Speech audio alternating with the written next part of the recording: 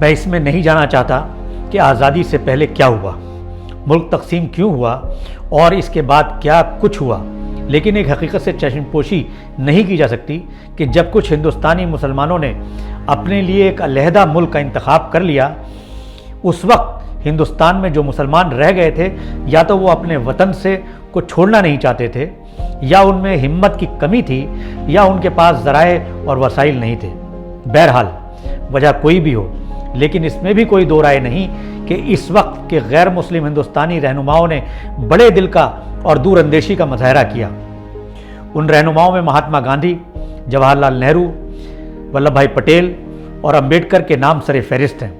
ان رہنماؤں کی دور اندیشی ہی تھی کہ جہاں تقسیم کے لیے ذمہ دار مسلم لیگ انتخابات میں حصہ لے سکتی ہے، وہیں مجلس اتحاد المسلمین جیسی صرف مسلمانوں کے مفاد کی بات کرنے والی سیاسی پارٹی بھی ہندوستان کے کسی بھی کونے سے انتخاب لڑ سکتی ہے۔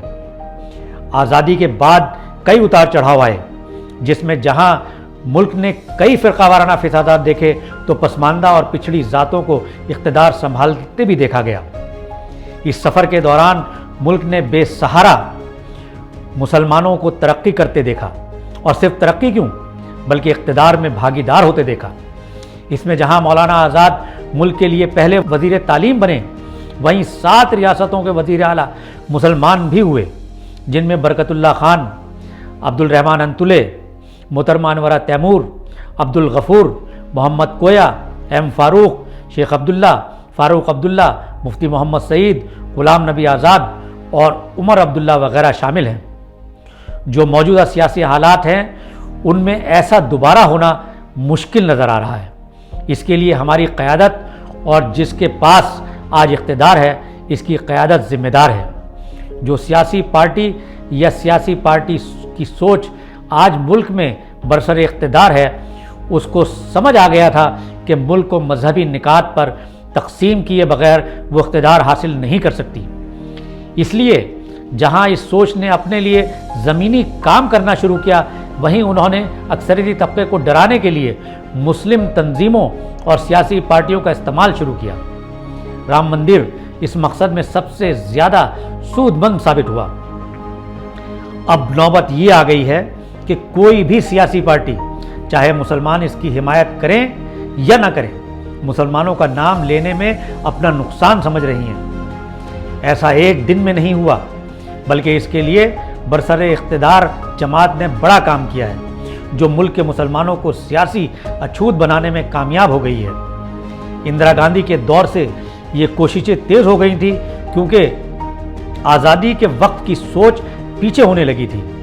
اس کے لیے مسلمان بہت حد تک ذمہ دار ہیں، کیونکہ انہوں نے دور اندیشی سے کام نہ لے کر اپنی سیاسی طاقت کا بیجا مظاہرہ کرنا شروع کر دیا تھا۔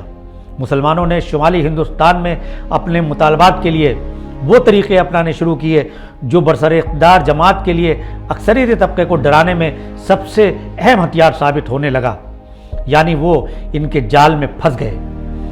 مسلم تنظیموں نے کیا کردار ادا کیا وہ جگ ظاہر ہے، جس کی وجہ سے آزادی کے وقت جو ہندوستانی سوچ بنی تھی، اس کو نقصان ہونا شروع ہو گیا تھا۔ اور اب بات یہاں تک پہنچ گئی ہے کہ چند ماہ پہلے تک مسلمان اپنی شہریت ثابت کرنے کے لیے یہاں سے وہاں کاغذات ڈھونڈتے اور بنواتے نظر آ رہے تھے۔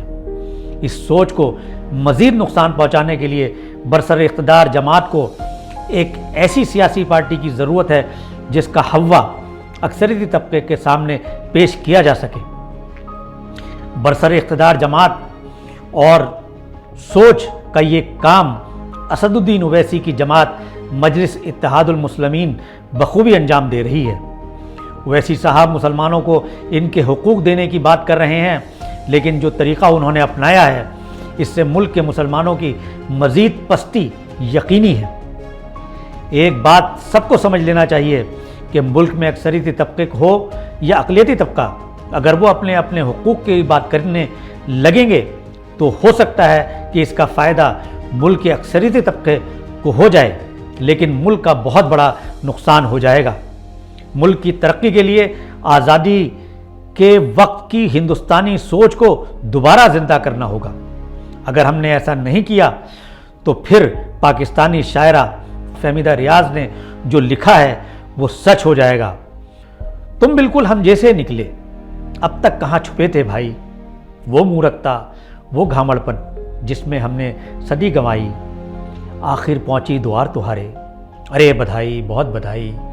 प्रीत धर्म का नाच रहा है, कायम हिंदू राज करोगे, सारे उल्टे काज करोगे, अपना चमन ताराज करोगे, तुम भी बैठा करोगे सोचा, पूरी है वैसी तैयारी। कौन है हिंदू कौन नहीं है, तुम भी करोगे फतवा जारी। होगा कठिन यहाँ भी जीना, दांतों आ जाएगा पसीना, जैसे तैसी कटा करेगी, यहाँ भी सबकी सांस घुटेगी। भाड़ में जाए शिक्षा विक्षा, अब जाहिलपन के गुन गाना, आगे गढ़ा है ये मत देखो, वापस लाओ गया ज़माना। मश्क करो तुम आ जाएगा, उल्टे पाँव चलते जाना, ध्यान न दूजा मन में आए, बस पीछे ही नज़र जमाना। एक चाप सा करते जाओ, बारंबार यही दोहराओ, कैसा वीर महान था भारत, कैसा आलीशान था भारत। फिर तुम लोग पहुंच जाओगे, बस पर लोग पहुंच जाओगे, हम तो हैं पहले से वहाँ पर, तुम भी समय निकालते रहना। अब जिस नर्क में जाओ वहाँ से चिट्ठी विट्ठी डालते रहना। शुक्रिया।